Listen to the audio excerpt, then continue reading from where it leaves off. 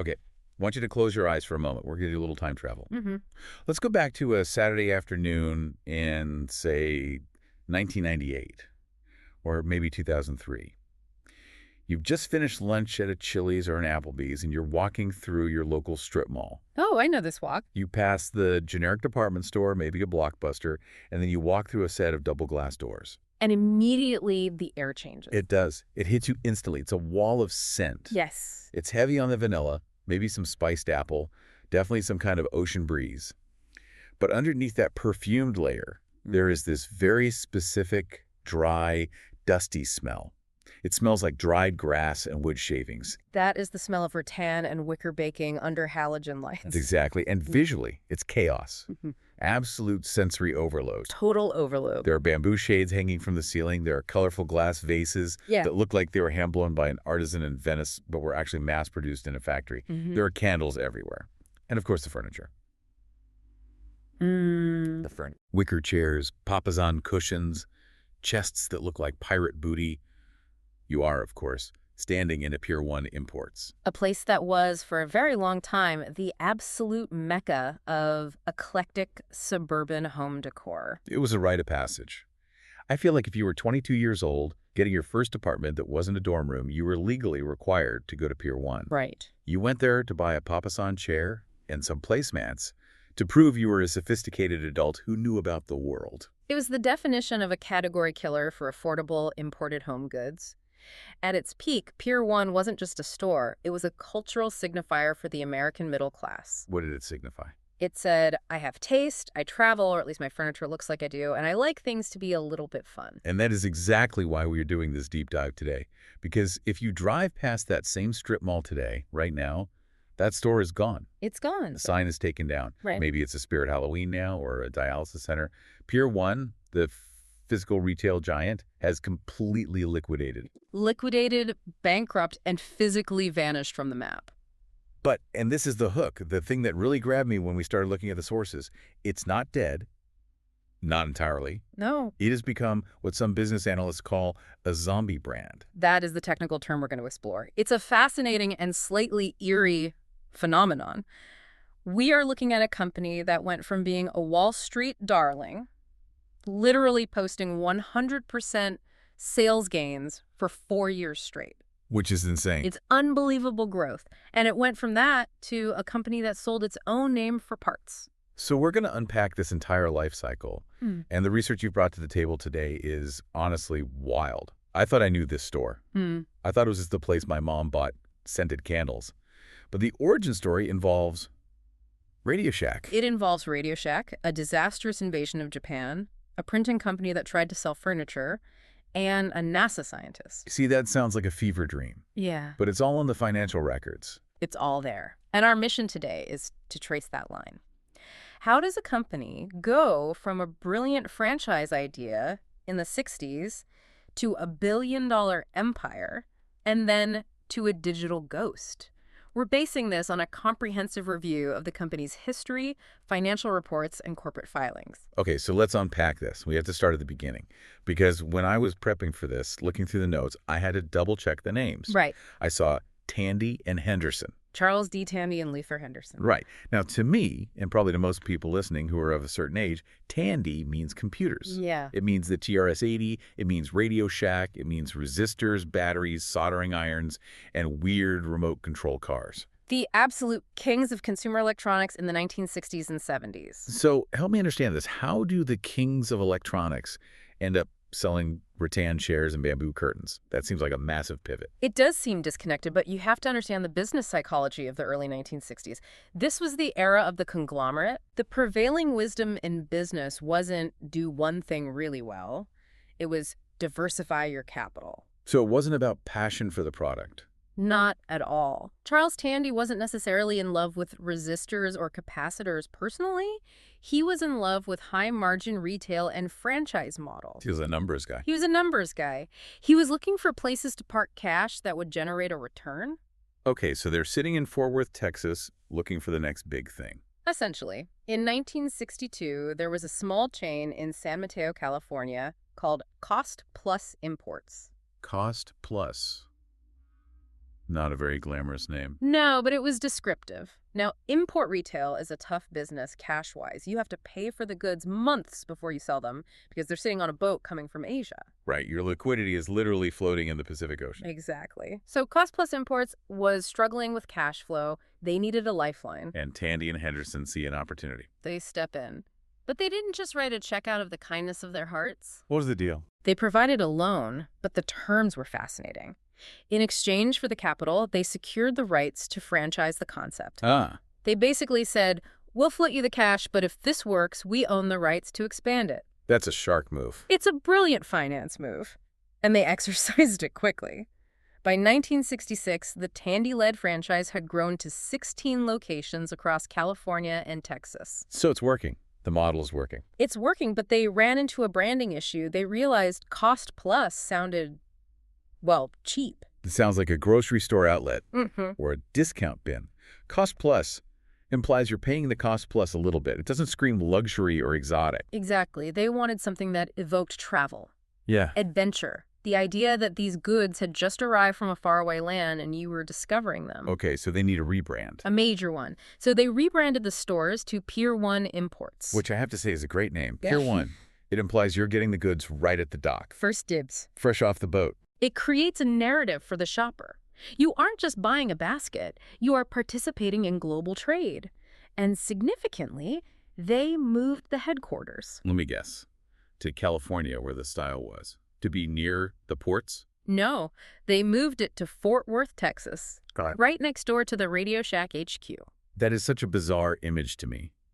On one side of the parking lot, they're discussing the future of microchips and CV radios. Right. On the other side, they're debating the weave pattern of a wicker hamper. It is funny, but for Tandy, it was the same conversation. It was about logistics, inventory turnover, and real estate. You saw it all as widgets. They treated wicker baskets exactly like batteries. Yeah. High-margin units that needed to move fast. They applied the discipline of electronics retail to the chaos of the import bazaar. So, physically and financially, Pier 1 and Radio Shack were siblings. They were. And that DNA, that focus on systems and expansion, is what allowed them to scale so aggressively in the next decade. Let's talk about that scale, because we move into what we're calling the golden era, the late 60s and 70s. This was the launch pad. The company went public on the American Stock Exchange in 1970. Okay, that's a big step. It's a huge milestone for any company. But they grew so fast that just 2 years later, in 1972, they jumped to the big leagues, the New York Stock Exchange, ticker symbol PIR. So now they have access to serious capital. Serious capital. And by this time, they had grown to 123 stores. And this is where the numbers in the notes get kind of staggering. You mentioned 100% sales gains. 4 consecutive years. Stop and think about that for a second. Doubling your revenue every single year for 4 years. Yeah. That is Silicon Valley growth. That is what you expect from a tech startup like Uber or Airbnb in their early days. How do you do that selling furniture? Well, we need to distinguish between two things here. Same-store sales and total revenue. A lot of this was fueled by aggressive store openings. A land grab. A total land grab. They were planting flags everywhere. By 1985, they were at 265 stores with a stated management goal to double that by 1990. This is just pure aggressive expansion. But the unit economics, the profitability of each individual store were also incredible. This wasn't just empty expansion. Okay. In 1979, they had a single store in Royal Oak, Michigan that hit $1 million in annual sales. In $1979. In $1979. If you adjust that for inflation, that's nearly $4 million today. Wow. From one store. From one store in a strip mall. That is massive volume, especially considering they weren't selling $5,000 sofas. They were selling smaller items. Correct. And that brings us to the merchandise mix, because unlike a traditional furniture store where you might sell a sofa once a week, Pier 1 was selling stuff. The sources call it eclectic, which is the polite way of saying random stuff from all over the world. We call it the treasure hunt model.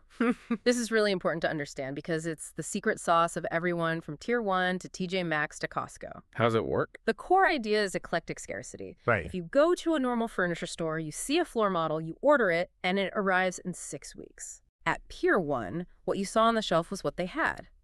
And the layout was intentionally cluttered. It was a brass elephant next to a papasan chair, next to a set of bamboo chopsticks. It forces you to buy now. Exactly. It triggers the fear of missing out. If I don't buy this vaguely hand-blown blue vase today, it won't be here next week. FOMO. The original retail FOMO. And because the price points were accessible, maybe $15 for the vase, $30 for the pillows, it bypassed the considered purchase part of the brain. You didn't need to consult your spouse to buy a candle or a picture frame. No, it was an impulse buy. It's impulse buying masquerading as interior design. Perfectly put. It made shopping entertainment. You went to Pier 1 just to see what they had. And we cannot talk about what they had without talking about the papasan chair. The icon. The giant bowl. The dish chair. I feel like this item alone funded their expansion for a decade. The papasan was the ultimate Pier 1 product. Think about it from a business perspective. It was relatively cheap to manufacture, just a rattan and a big tufted cushion. It packs down reasonably well for shipping since the bowl separates from the base. So good margins, good logistics. But in the store, it takes up space, it invites you to sit, it signals bohemian. It's an experience. It was the dorm room throne. I don't think you were legally allowed to be a college student in 1995 without one. It was a requirement. But it's impossible to get out of gracefully. It is a trap, but a comfortable one. It signaled a shift in how Americans lived. How so? We were moving away from the stiff, formal living rooms of the 1950s into the great room. Concept casual, lounging, TV watching. Pier 1 capitalized on that casualization better than anyone. But I want to push back on the logistics here a little bit. It's easy to say import eclectic stuff, but actually doing that. I mean, you're not buying from a standardized factory in Ohio. No. You're dealing with artisans in India, factories in Vietnam, weavers in the Philippines. How do you manage that at scale? This is where the Tandy operational DNA really shined, and where the company eventually built a massive competitive moat. Yeah. In the early days, buyers literally flew around the world with suitcases of cash, buying whatever looked cool. I'll take 500 of those baskets. Literally, I like that rug. Give me all of them. But as they scaled to 300, 500, 800 stores, you can't run a business like that. You need consistency. You need quality control. You need predictability. So they did something very smart. They moved from buying what's available to dictating the trend. They started designing it themselves. They built an in-house trend and product development team. They would spot a trend, say, Moroccan spice colors. Right.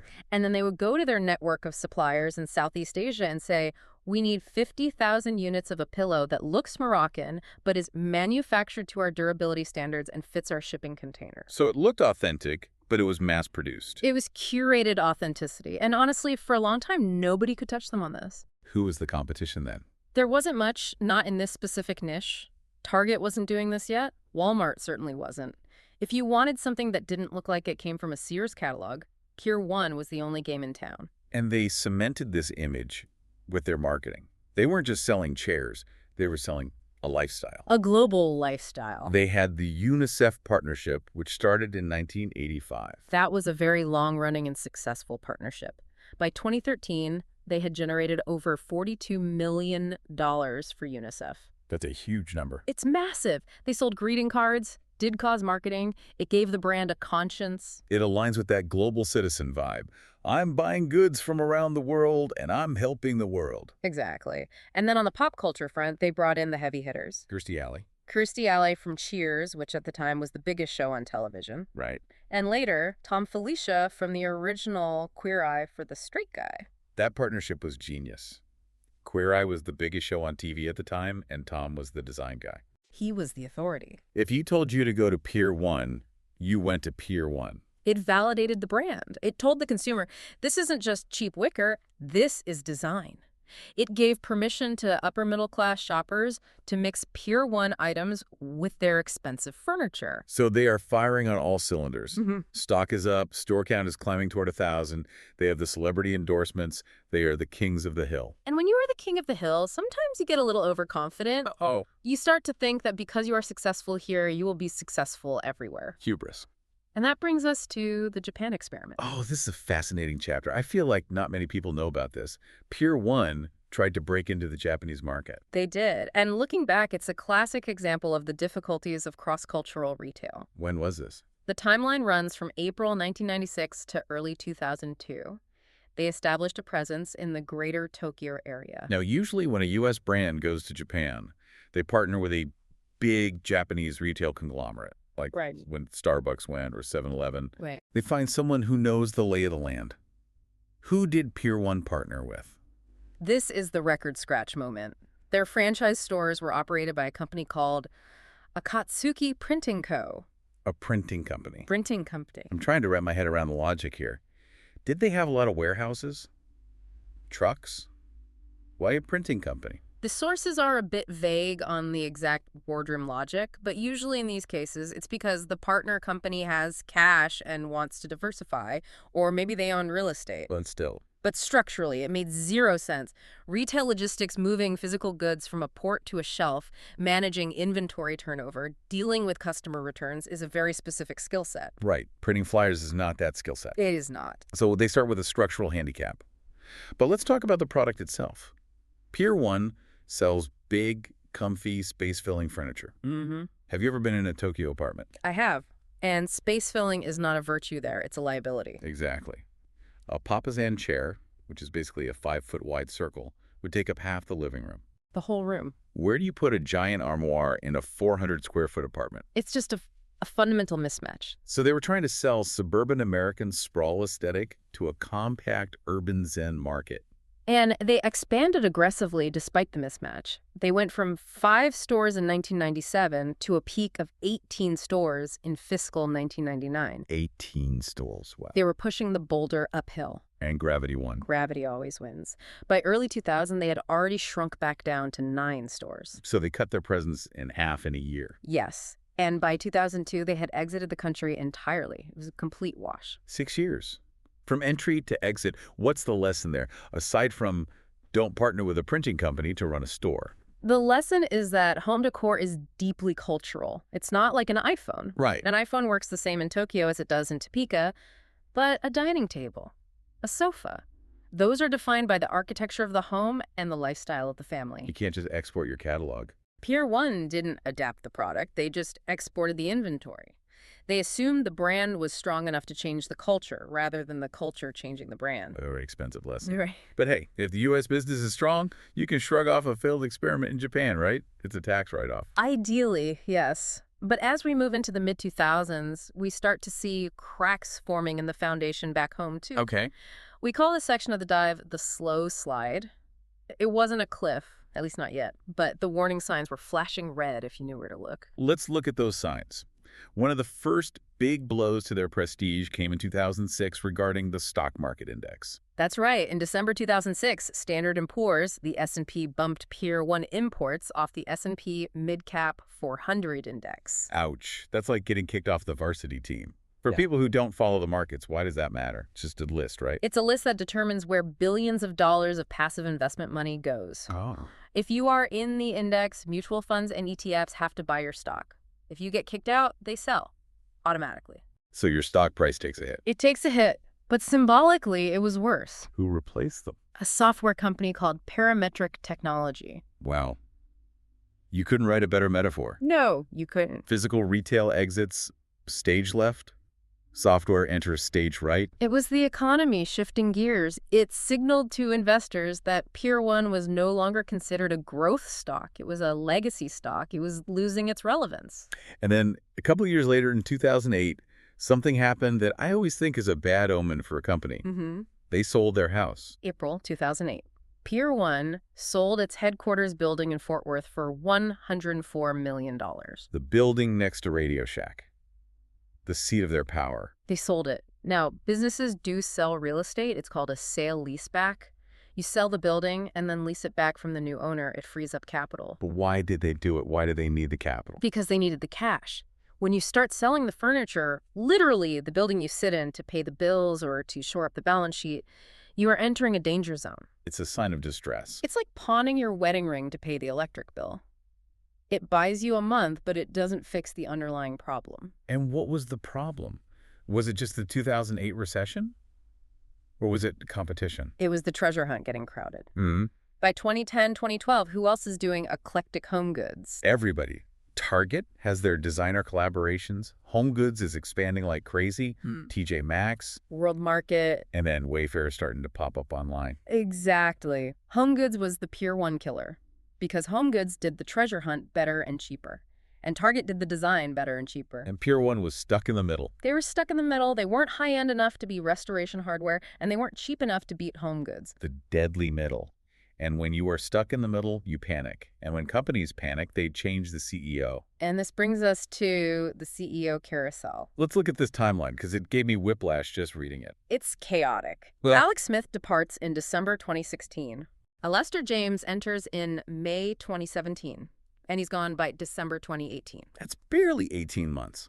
That's barely enough time to learn where the bathroom is, let alone turn around a billion-dollar company. Exactly. Then you bring in a veteran, Cheryl Batchelder, as interim CEO. She's well-respected, but interim means temporary. It's a placeholder. Just keeping the lights on. Right. Finally, Robert Riesbeck takes over in November 2019. 4 leaders in 3 years. And every time you change a CEO, the strategy shifts, the priorities shift, the company loses focus. It's chaos for the employees. And complete chaos. One CEO says we need to go high-end. The next says we need to discount. The next says focus on e-commerce. The customer gets confused. Yeah. The employees get demoralized. Meanwhile, the financial picture was getting grim. Let's look at the 2019 snapshot. This is right before the world changed with the pandemic. How bad was it? It was dire. In fiscal year 2019, they reported revenue of $1.53 billion. Now, that sounds like a lot of money. Billion with a B. Yes. But revenue is just the money coming in at the register. You have to look at the bottom line. Their net income was a loss of $198.8 million. They lost almost $200 million in 1 year, in an economy that was arguably doing pretty well. Correct. Their operating income was negative $188.1 million. And perhaps most alarming was the equities situation. Explain that. They had total assets of about $656 million, inventory, leases, cash, etc. But their total equity, what the company was actually worth after you subtract all the debts, was just $89.53 million. So they were leveraged to the hilt. They were walking on a tightrope over a canyon in a windstorm, one gust of wind, and it was over. And this is crucial to understand. Pier 1 was already collapsing before anyone had ever heard of COVID-19. That's a really important distinction. I think people look back and assume the pandemic killed Pier 1, but you're saying the patient was already terminal. The pandemic was the final blow, absolutely. But the disease had been progressing for years. And we see that clearly in early 2020. Right. January 2020, this is before the lockdowns. What did they announce? On January 6, 2020, they announced they would close up to 450 stores. 450? That was nearly half their entire fleet of locations. Half? That is a massive retreat. That's admitting defeat on a grand scale. They cited a reduction in corporate headcount and restructuring. But closing half your stores is an act of desperation. It's trying to cut off a limb to save the body. And it wasn't enough. It wasn't. On February 17, 2020, again, still largely pre-pandemic in the U.S., Consciousness Tier 1 Imports and 7 affiliated companies filed for Chapter 11 bankruptcy. And for our listeners in Canada, this was a particularly brutal day. Yes. As part of that February filing, they announced they were closing all stores in Canada. Gone. Just like that. Completely gone from the Canadian market.